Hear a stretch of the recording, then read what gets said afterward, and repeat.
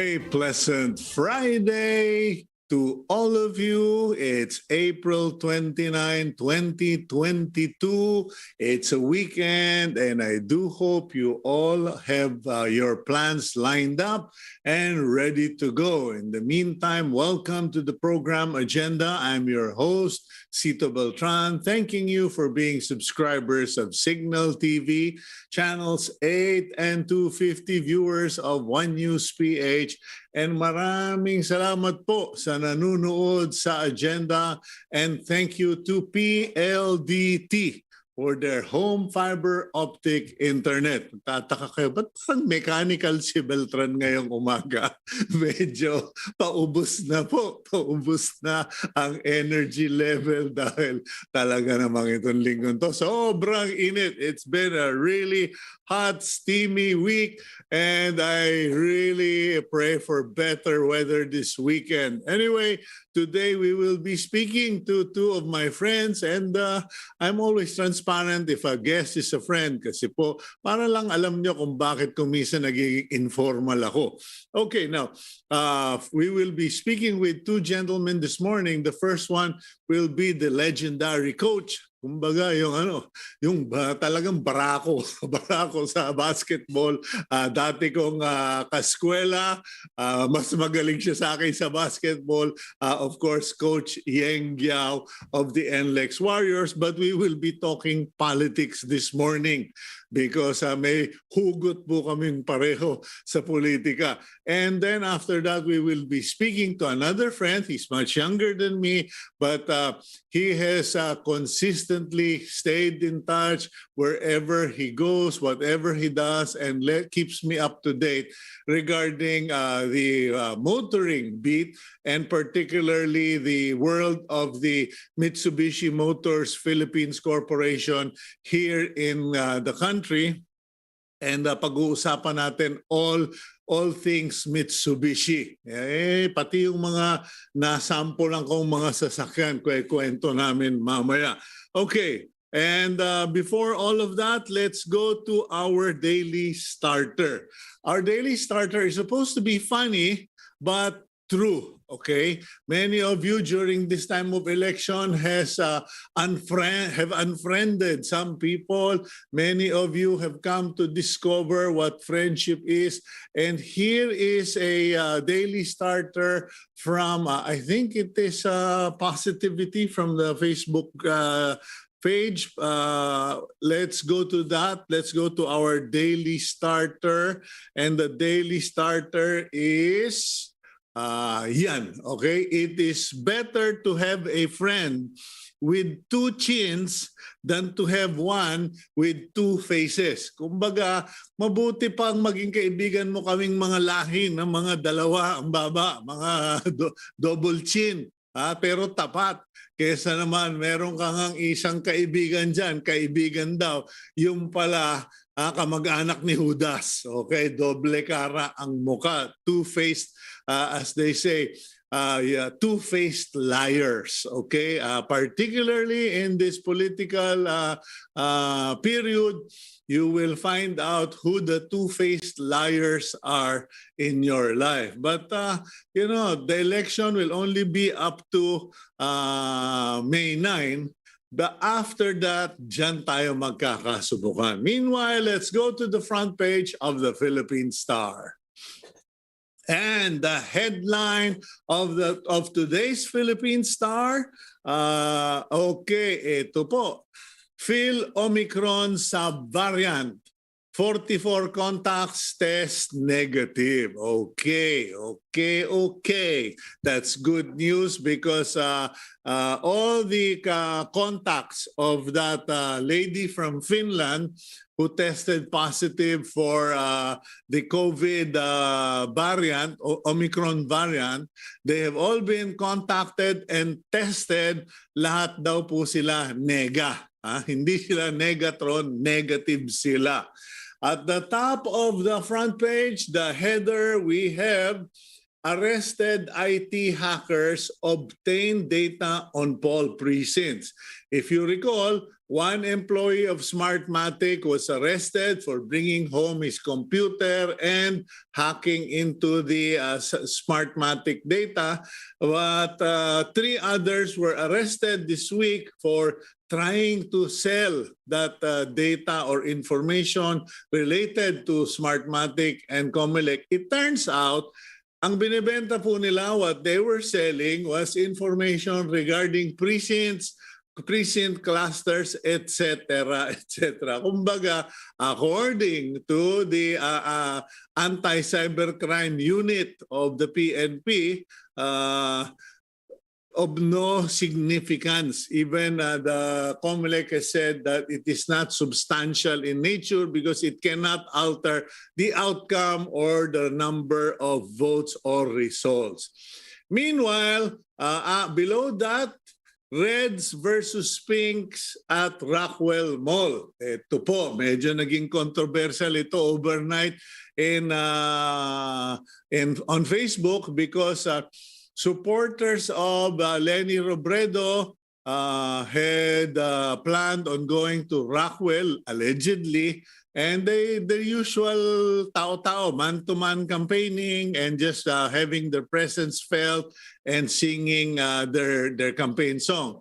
But apparently someone had also called for the supporters of BBM to go to Rockwell, to wear red, and what happened was a sing-along or a singing competition or campaign contest doon po sa Rockwell, ikinapikon ng mga security dahil sila yung ninenervyos. Okay. Meanwhile, that huge photo on the front page of the Philippine Star is a photo at the NAIA terminal, check-in counter of the NAIA terminal for Filipino workers bound for Taipei. Okay, about to board China Airlines bound for Taipei. Yan na po, nakakalabas na ang ating mga OFW. However, they are all required to wear PPEs, face masks, etc., etc. Okay. And below the main headline topic, you have Presidential Advisor on Entrepreneurship, Joey Concepcion, pressing, okay, insisting for the redefinition of fully vaxxed. Meaning, dapat daw yung fully vaxxed, dapat 2 vaccines plus the booster shot. And below that story, we have drug trader recants allegations versus De Lima. Okay, ito na po. Kerwin Espinosa has recanted, kumbaga binawi his testimony against former Secretary of Justice and Senator Laila De Lima, saying he was pressured, he was under duress because it was only weeks after his father had been murdered inside a jail, and that there were threats to his life and family. Okay. Now, Energy Policy Group warns of outages in May. Maghanda na po kayo. Baka raw kasi kapusin tayo ng kuryente because the maintenance schedule that is supposed to be followed by the different power plants is not being strictly observed, and chances are this can cause disruptions not just for homes, but even for the election. Meanwhile, COMELEC exempts more government agencies from spending ban, particularly the Department of Labor and Employment, the Philippine Rice Institute, and of course, PAGCOR. Okay. And then you have that photo of sino ba itong opisyal na here? Wala naman yatang pangalan, but of an individual. I think he's the president of Toyota Philippines. They are about to launch their all-new Toyota Veloz this day. And last but not the least, a study according to a report by the United Nations Educational, Scientific, and Cultural Organization UNESCO claims that Filipino girls outperform boys in mathematics. What else is new? Matagal na naming alam yan. Okay, let's now move to the main part of our show, the interviews. Sa basketball, bawal ang pabagal-bagal. Laging dapat alerto at mabilis kang kumilos. Sa basketball, hindi pwedeng pa-absent kapag may training o laban. Dapat laging present. You show up in the most difficult times.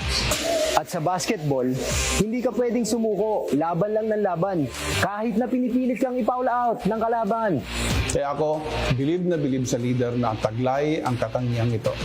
Leader na laging nandyan at hindi nagpapatibag sa kung anumang fake news ang ibato mo sa kanya. At ang husay at tibay ng pagiging leader, hindi nasusukat sa kasarian, kundi sa kanyang napatunayan track record. Kaya naman bilib kami kay Leni Robredo. Magkakaiba man ang aming team sa basketball, Magkakampi kami para sa bansa. Magkakampi kami para sa pagpili ng isang pangulong alam naming makakaangat sa buhay ng lahat. Pagdating sa basketball, magkakalabang kami. Pero pagdating sa bansa, Isang gobyernong tapat, mahusay at mapagkakatiwalaan. kaya inaanyayahan namin kayo, tara na, tindig na, para kay Leni Robredo. ako po si Coach Yeng Guiao. Ako si Jojo Lastimosa. Ako, si Johnny Abarientos. Ako si Olsen Rosella. Buong pusong lalaban, At tataya Para kay Leni Robredo. Baka po magsabi kayo dyan, ako Beltran, nangangampanya yata kayo. This is a legitimate topic for discussion because time and again it has been said that people should keep politics out of sports, people should keep politics out of church, etc., etc. Mukhang pati sa malls may politics na. So let's bring in Coach Yeng Guiao. My friend, good morning. Are you there? Yes, Cito. I'm here and I'm really happy to be talking to you again at kasama yung milyon-milyon mong mga tagahanga at taga-subaybay. Oo, pero wag mo nang ipagkakalat na yung ating nakaraan sa basketball, no? Kasi sa basketball, bawal pala yung nagsisigarilyo, kanya hindi ako natanggap sa basketball. Anyway. Ano naman yan, past naman yan, tsaka hindi alam ng karamihan ng mga followers mo, ang galing mo maglaro. Magaling ka maglaro ng basketball. Maglaro ng sabong, hindi maglaro ng... Mas magaling mag-volleyball si Marisa, yung kapatid mo. Ayun. Okay. Anyway, Coach Yeng, let's start off seriously. Kasi ang first topic of concern, apat na legends of Philippine basketball biglang in your face, out there, saying to the viewers, this is our political position. What's your response sa mga nagsasabing, teka, hiwalay natin yung basketball sa politika? Alam mo, kahit na basketball coach kami, nasa mundo kami ng basketball, alam mo, Cito, Pilipino pa rin kami, no? At meron pa rin karapatan ng bawat isang Pilipino na mag-ahayag ng kanyang saloobin or damdamin, no, tungkol sa nangyayari sa politika. Kaya siguro hindi naman natin mahihiwalay, no, yung obligasyon natin sa bayan natin, doon sa pagkatao natin. Kasi kahit ano ka pa, kahit anong relihiyon ka, kahit anong trabaho mo, kahit nasa basketball ka or nasa ibang field ka pa, no, ng buhay, you have to contribute, no? Kailangan mag-contribute ka doon sa ikabubuti ng bayan mo, no? And isip namin itong isang magandang paraan para mag-contribute kami, no? Yung mga nabanggit mo. Actually, kasama pa rin dyan si Chot, no? si Chot also Okay. came out. Si Chot Reyes came out for VP Leni. So, inihiwalay namin ito doon sa teams namin. Meron kaming mga sariling teams. We do not represent our teams with respect to this. Sa loob ng team namin, meron din kami sariling mga paniniwala. Baka hindi kami magkakatugma, pero walang nagbabawal din sa kanila na ihayag ito. Yun, in-exercise lang namin yung freedom of expression and freedom of speech namin. Ay, pero matanong kita, nambabangko ka ba nang hindi ka pink? Hindi. Yun yung sinasabi ko na pagdating naman doon sa trabaho, of course, kailangan walang kulay dyan. Magkakasama lahat ng kulay dyan. Okay, now, ang tanong ko, saan nanggagaling itong desisyon na ito? Paano nangyari ito, Coach? Kasi in the past, makukuha mo ang isang buong team na magkampanya para sa product o kaya para sa event, katulad sa PBA kung meron kayong mga out-of-town conference. Pero yung magsama-sama ang apat na legends of PBA, medyo may magsasabi dyan, baka nabayaran yan, baka mga paid advertising yan, etc. Paano ba nangyari yan? Siguro marami nang nakakalam na pagdating dito sa movement sa kay VP Leni, kay Kiko, wala pong bayaran dito. Kusa po lahat ito. Kami pa nag-aabono, hindi lang sa financial resources, pati sa pagod at sa oras. Kasi sa akin, pag kami nag-imbita sa akin, basta wala lang conflict sa schedule, andun ako agad. Merong mga kumpanya na kunyari kaibigan ko, mga may-ari, sa Lunes meron, sa Miyerkules meron. Imbitahan nila ako, meron silang mga 300 empleyado. Pagka nagkaroon sila ng lunch break o nagkaroon sila ng coffee break, i-gather nila yun. Bibigyan ako ng mga 10 minuto, 15 minutos para magsalita. So doon, one way ko rin yun na ginagawang pangangampanya. Pangalawa, yun nga, sinusupport namin yung mga nag-house to house at mag-house to house din kami. Actually, nag-house to house na kami previously. So, and we do this, actually, yun nga, wala kaming naasahan except good government. Pero paano nyo nabuo yan, Coach Yeng? Kasi medyo busy lahat ng mga schedule nyo. Hindi ko naman pinagdududaan. Alam mo naman, kakampi ninyo ko. Mabuti na yan, nagkakaaliwanagan tayo. Hindi ko talaga... Mukhang yan ang kailangan ng team namin. Saan ba nabibili yan? Kailangan lahat ng players ko. Ganyan yung sapatos. Nakita ko world balance. Hindi ako nakatanggi. Alam mo naman ako. Basta kakaibang sapatos Anyway, pero paano nyo na pagsama-sama yung apat? Separate taping siyan para tas binuo na lang? Alam mo, ito maganda Hindi ko alam na si Johnny or si Olsen, hindi ko alam na sino pa ba? Si Chot or sino pa ba yung kasama namin? Apat kami, Johnny, si Olsen. Johnny, Chot, Olsen, ako. Olsen, ikaw, at saka si Lastimosa. Si Jolas, assistant coach ko yun. Si Jolas, alam ko kasi magkasama kami. Pero yung iba, nagkataon lang na kinontak kami to do the endorsement, the ad. Nakita ko na, magkakasama pala tayo. So independently na namin, na nakita namin yon. At hindi kami nag-coordinate or hindi kami nag-usap-usap. Ang may alam yung yung production or yung grupo na gumagawa nung ads or nung endorsement, they just put us together. So actually, sa isang lugar lang yan ginawa. Tapos inedit na lang nila para magsama-sama. So ganun yan. Wala kaming coordination kung kami lang. Hindi kami nagko-coordinate. Kinailangan pa ba ninyong magpaalam sa mga bossing ninyo? Kasi siyempre, kanina meron ka na kagad disclaimer na you are doing this as an individual personal effort that does not reflect on the team. Pero paano sa PBA at saka sa mga team owners? Kasi alam mo naman, I mean, understandably dito sa Pilipinas, merong may bite back may ganti. Pag ang nanalo kabila, babalik naman yung kabila. Baka naman ngayon, ninenervyos o pinapawisan na yung mga may-ari ng mga team.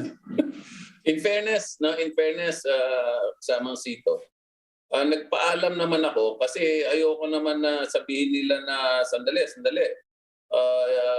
Medyo seryoso yung ginagawa mo, baka naman mag-reflect sa company. Sabi ko sa mga boss personal ko to.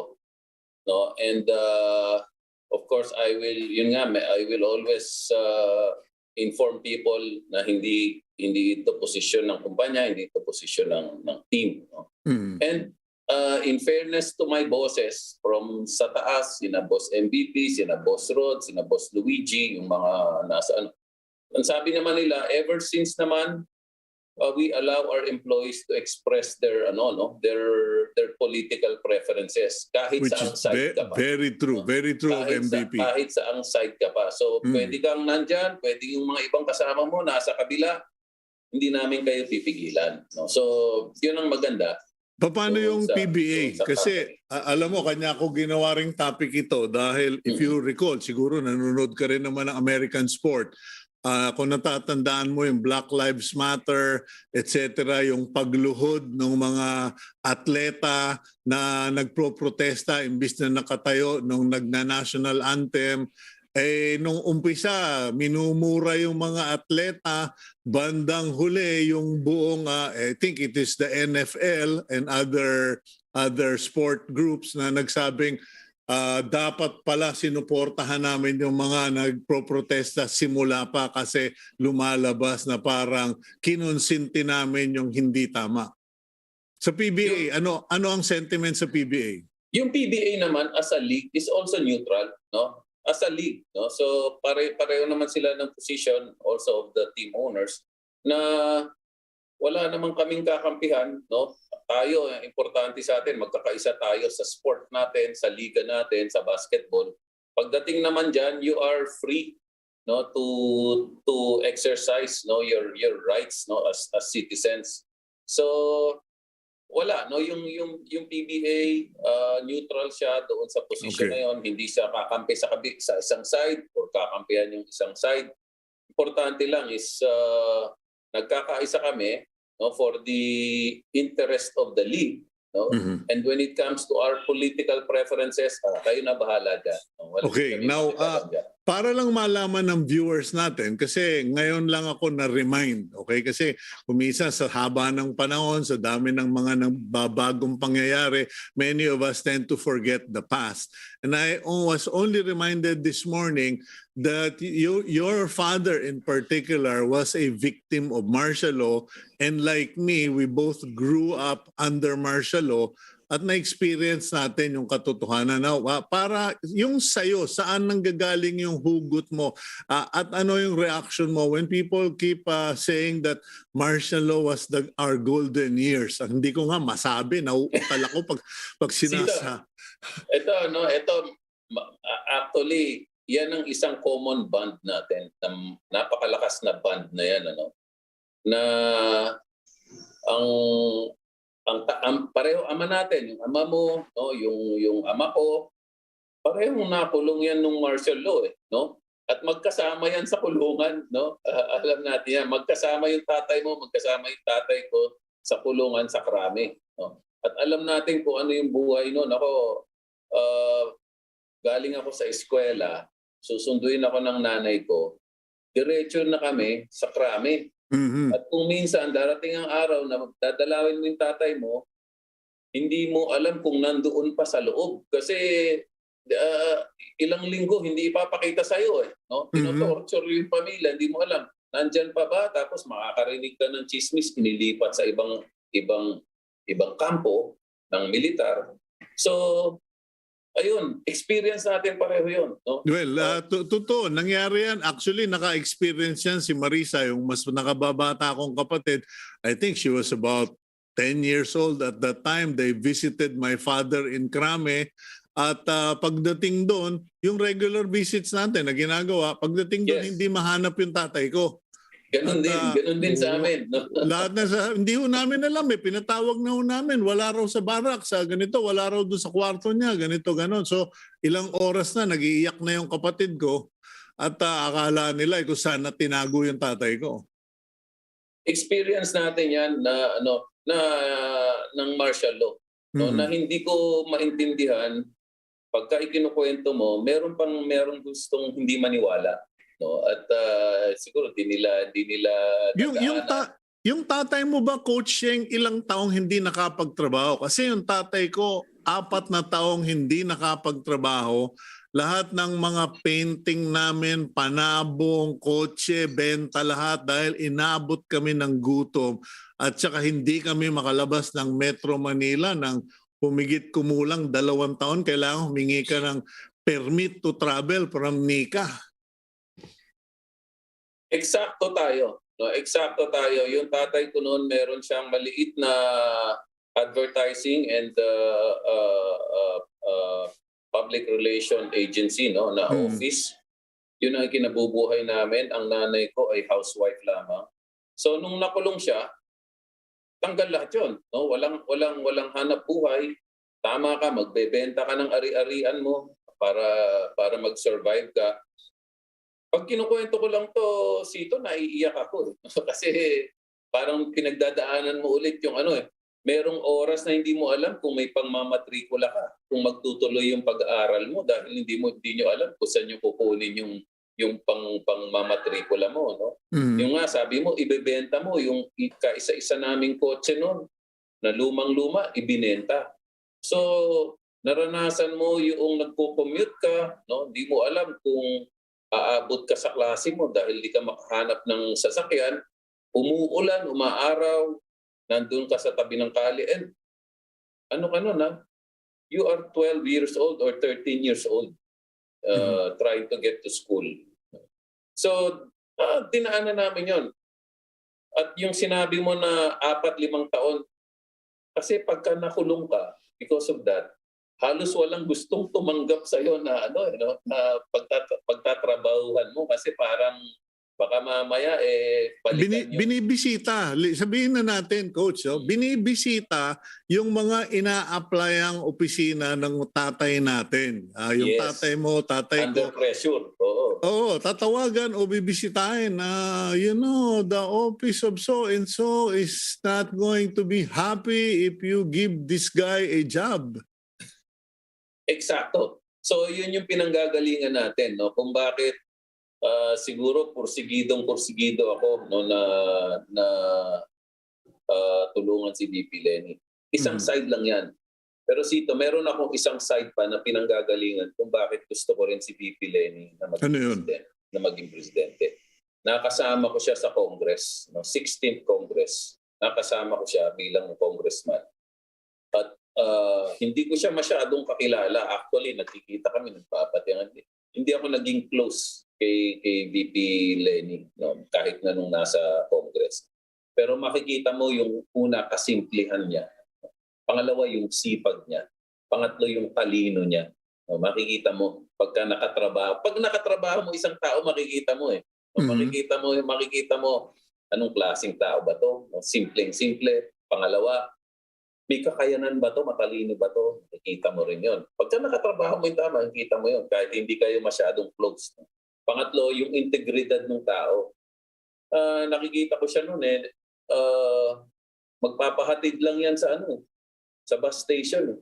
Para makauwi sa may Cubao. Nagpapababa doon sa may Cubao. Para makauwi ng para makauwi ng Naga . Ito pa isa. Naging kaibigan ko si Secretary Jess.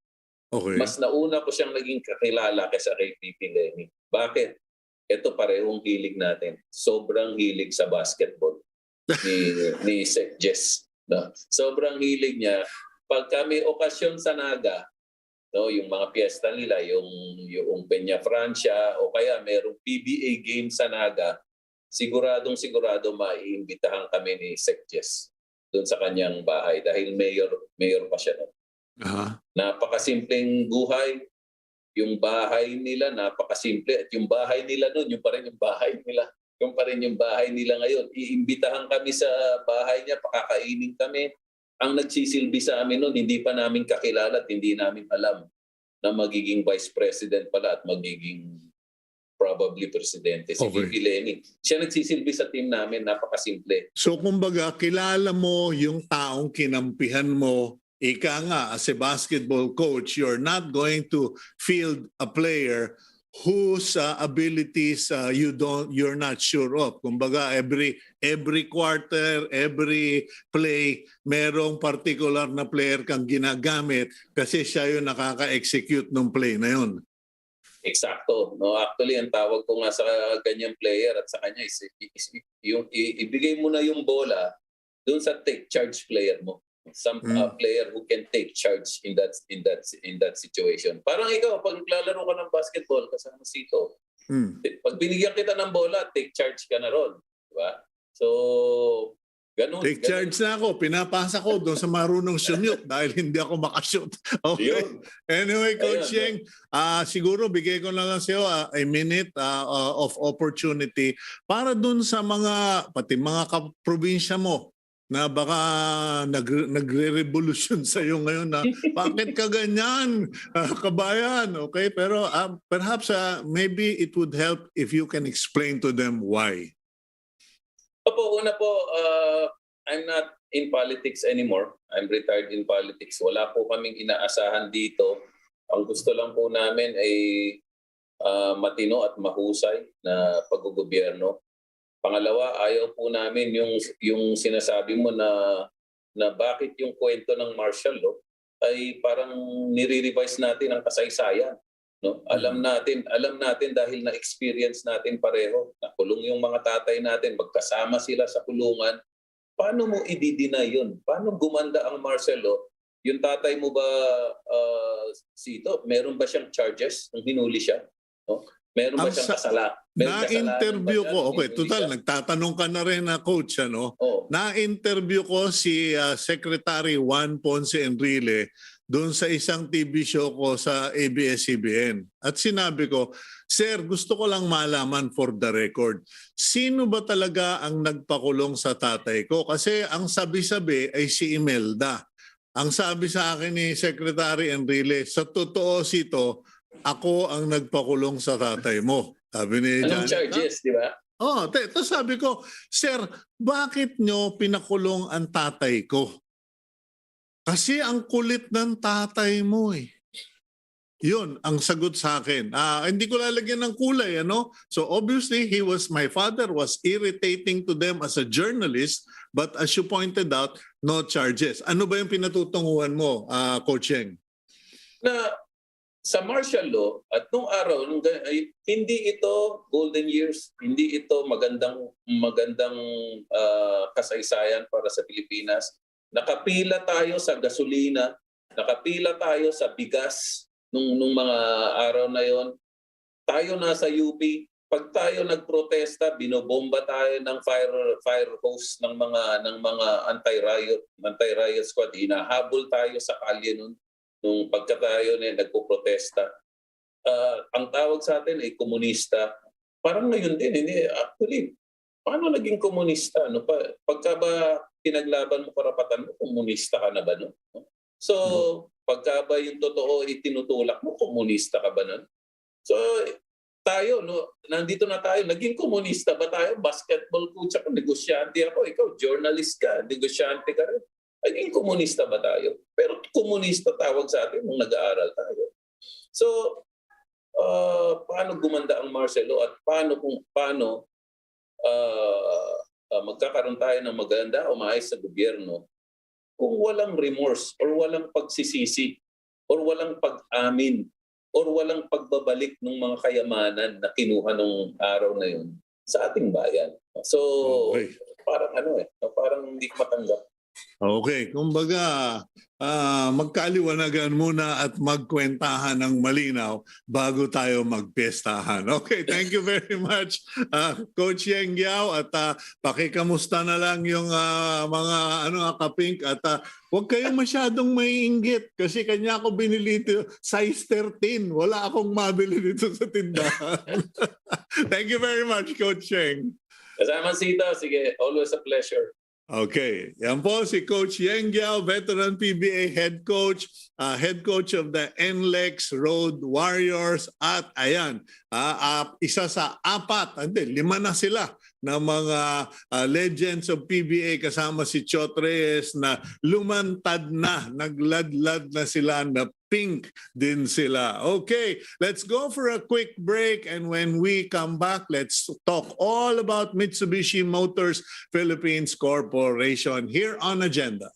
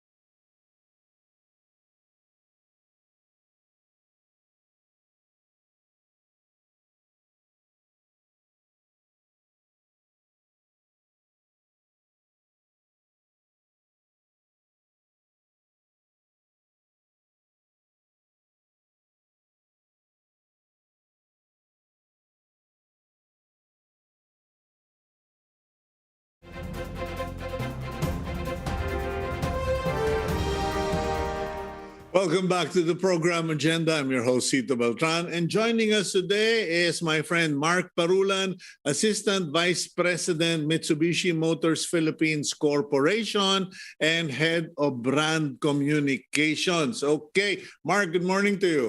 Good morning, Sir Cito. Happy to be here, sir. Okay, and I asked for you to be invited because lumabas recently sa business page ng Philippine Star na maganda raw ang benta ng mga sasakyan. I believe it was for the month of March. I think you guys were up by about, was it 30% or 40%? Yes, sir. I believe it was 30% for the entire industry. And actually, sir, for Mitsubishi Motors, the months of January to March was very good. We were selling almost like pre-pandemic na po during this time. I believe March was very good. We sold around 4,000 units Okay, medyo ininis mo ko okay? To be honest, binwisit mo ko. Pina-test drive mo sa akin, sunod-sunod several cars. There was Yes, the sir. Strada Adventure, the Expander Cross, the regular Expander, until I said, stop dahil wala rin akong patutunguhan. Yes, sir. Among all of these models, which is the highest selling model and why? Sir, the number one selling model actually is the Mitsubishi Expander. It's been number one in its segment since 2018. So we're averaging 1,000 to 1,500 units even during the pandemic. The reason behind it, sir, is because it caters to all the needs and wants of our customers. So hindi siya yung typical MPV car mo that you will see na compromises a certain aspect, let's say style or comfort. Here, sir, we made sure that all of the wants and needs are incorporated. So starting off with the style, you can see it has a very bold and distinct design wherein actually the club members are very proud to drive.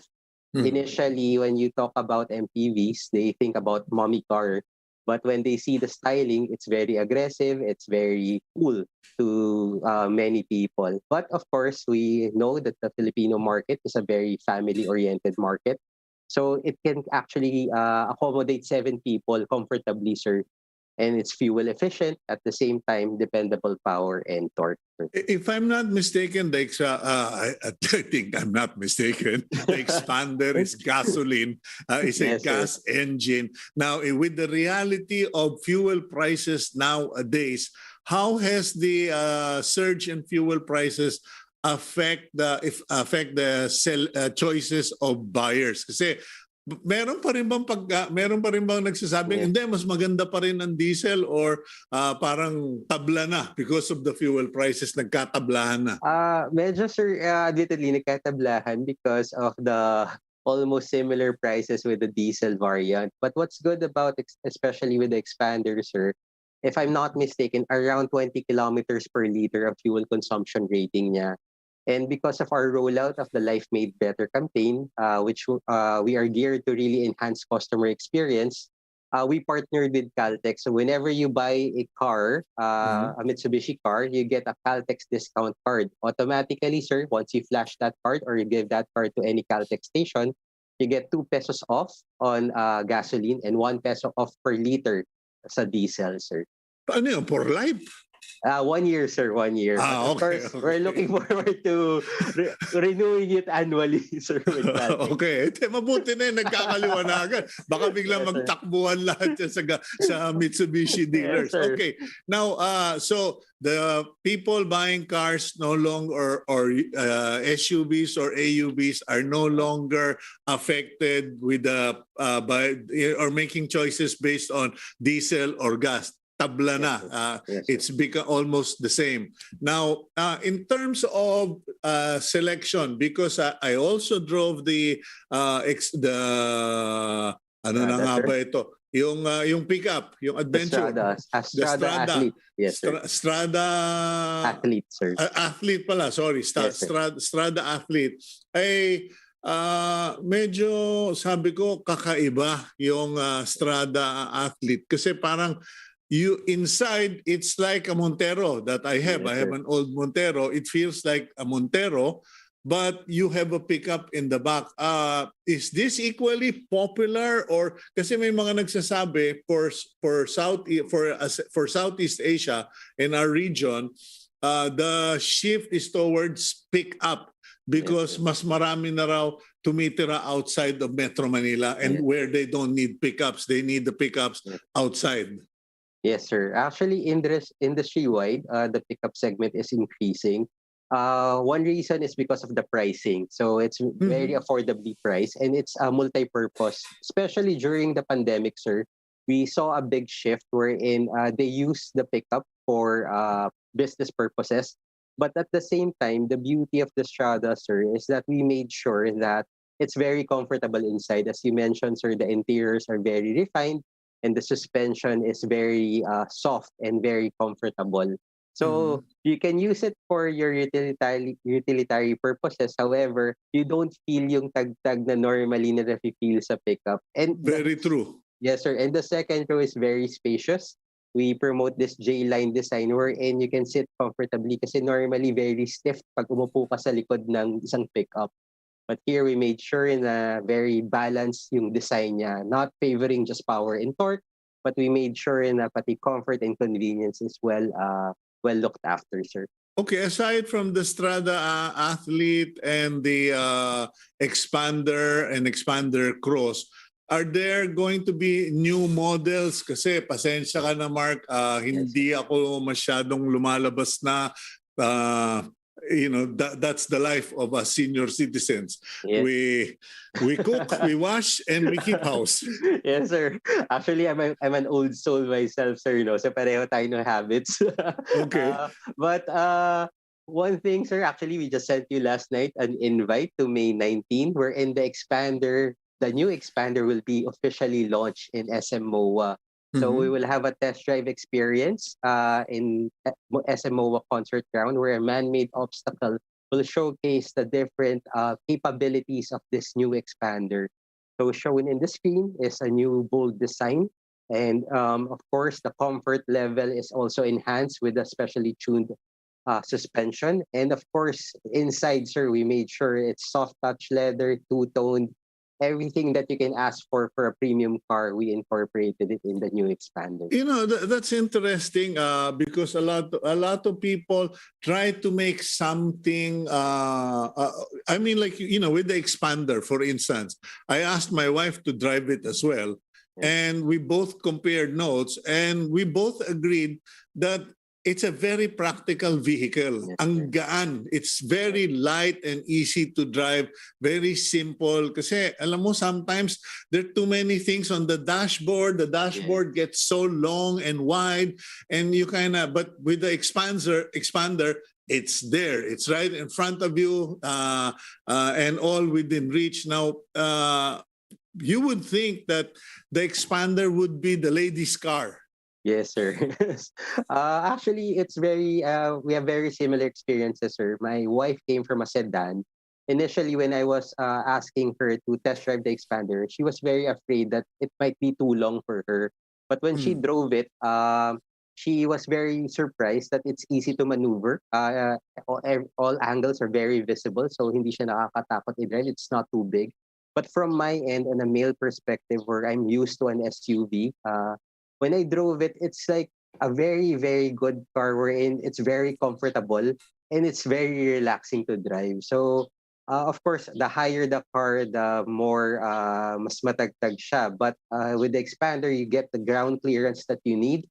But at the comfort level and the styling, medyo hindi ka mahihiya to drive it. But what about the old loves? There are many of us who are still I'm sure you remember our last telephone conversation where I was asking, maglalabas pa ba kayo ng Lancer? Because the Lancer was legendary. What is the future in terms of compact cars or sedans as far as Mitsubishi is concerned?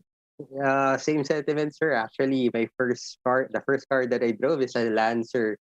However, in our pipeline, there is no news yet if we are going to revive the Lancer, but we do have the Mirage G4. So before, of course, we know the Mirage G4 is a practical car, but we also enhanced its looks last year. So it has a more aggressive look that somehow replicates the look of the Expander as well as the Montero. So some of those that are missing the segment of the sedan segment in our lineup, not the Expander, the Mitsubishi Mirage G4 is definitely a good alternative, sir. But the G4 is primarily a city car, correct?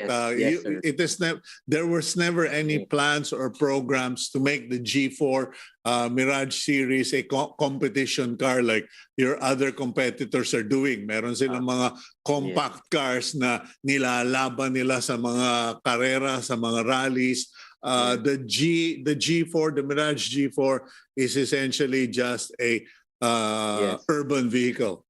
Yes, sir. It's an urban vehicle. But for those that who are looking for something exciting for the Mitsubishi brand, soon, actually in Thailand, they already reintroduced the Rally Art, sir. So the first reiteration of the Rally Art would be in the Strada. And if I'm not mistaken, even the Expander was actually competed in a rally series.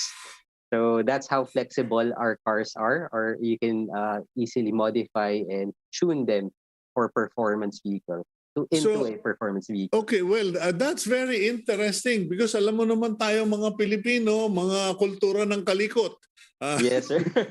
we love to modify our vehicles even if the manufacturers, it will void your warranty.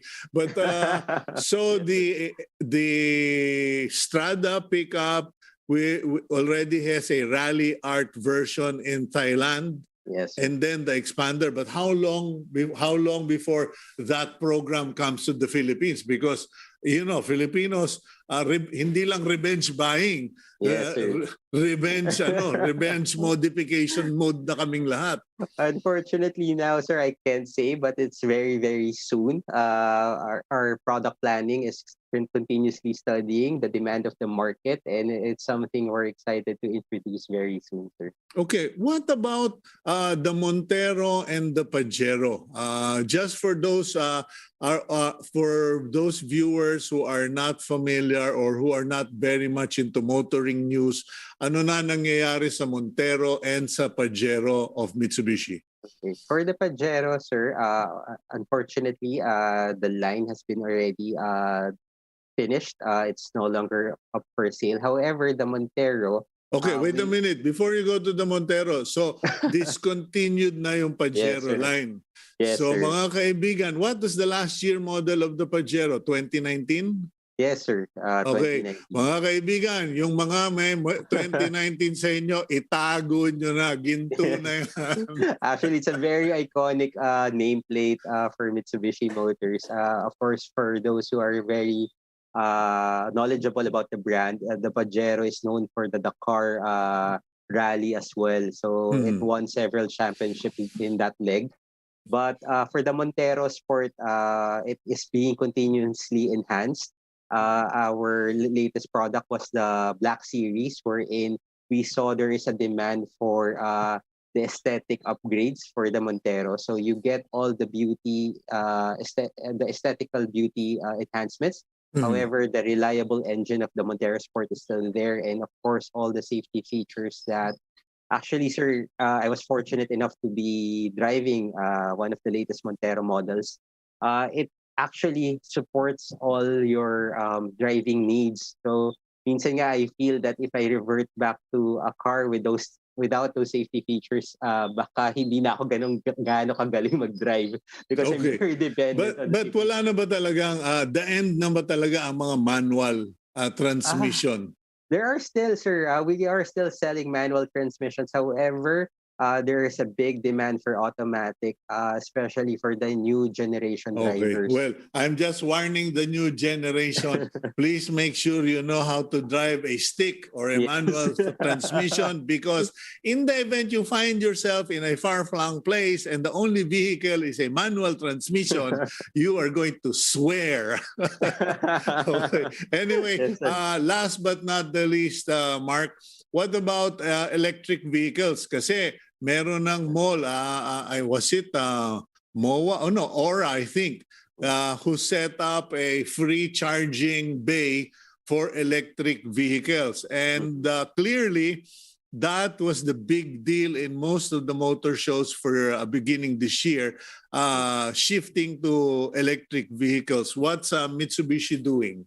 Actually, sir, we are doing a lot, especially on that side of the business. We are really trying to lessen the carbon footprint. So with that, we have the Outlander PHEV. It's a plug-in hybrid. So it's a combination of a hybrid plus an electric vehicle. So you can go as far as 55 kilometers in pure electric. And then for range, to remove range anxiety, you can revert back to petrol just in case you lose charge. But while you're Does running, it automatically revert to petrol? Yes, sir. Yes, sir. So once it goes back to petrol, while it's running, it charges itself once again, sir. So once you have another, Ah. or you're capable of running purely electric again, sir, babalik kayo sa electric. Okay, but what about charging? Kasi okay, meron sa SM Aura yata yun or MOA. I'm sorry. My memory is bad today. But what about recharging? Because that my wife was also asking that. Where do they charge all these electric cars? Do you just plug it into the wall socket? Yes, sir. There will just be some minor modifications in your regular wall socket, and your PHEV will actually come with a charger. So you can charge it at home. But just recently, sir, we launched the first Dendo Drive House station in our Manila Bay branch. It's actually ecosystem technology by Mitsubishi Motors, wherein we're promoting people to have a solar panel in their car in their homes. And then other components would be a home battery and a bidirectional charger. The beauty of the Outlander PHEV, sir, is not only can it secure energy from a socket, or with the bidirectional charger, the PHEV becomes an additional battery to your home. It can actually give back electricity to your home with that bidirectional charger. Ayun, particularly for guys like us who like to live off the grid, if Yes, only sir. we could. Pwedeng may kotse ka na, may power plant ka pa. Yes, sir. Actually. Okay, well, Mark, thank you very much for joining us this morning. And sorry, I declined to test drive the PHEV I will kasi be still sending it to natakot ako. Sabi ko, baka ma-discharge yan, magtulak na naman ako. No, sir. Yung pala, it is self-charging. It shifts from electric to gasoline. Or is it diesel or gasoline? Gasoline, sir. Gasoline. So, okay. So, there is that option for those of you who love to live off-grid or want something that has a reduced carbon footprint. Ayun po, yung Mitsubishi. Ano kadyo model nun? Outlander PHEV, sir. Outlander PHEV. Okay, Mark Parulan, thank you very much for your time. Hope to see you around the block. Yes, see you, sir. Thank you. Bye-bye. Okay, that's Mark Parulan of Mitsubishi Motors Philippines Corporation. And now I leave you our final prayer for the week. May the Lord support us all day long, till the shades lengthen and the evening comes, and the busy world is hushed, and the fever of life is over, and our work is done. Then in His mercy, may He give us a safe lodging and holy rest and peace at the last. Amen. That is from St. John Henry Newman. And I pray for a peaceful weekend for all of you. Please continue to pray for everyone in your family. Pakisama na rin po kami. Let us pray for our country and our countrymen and women. Thank you. Please keep it here on One News PH.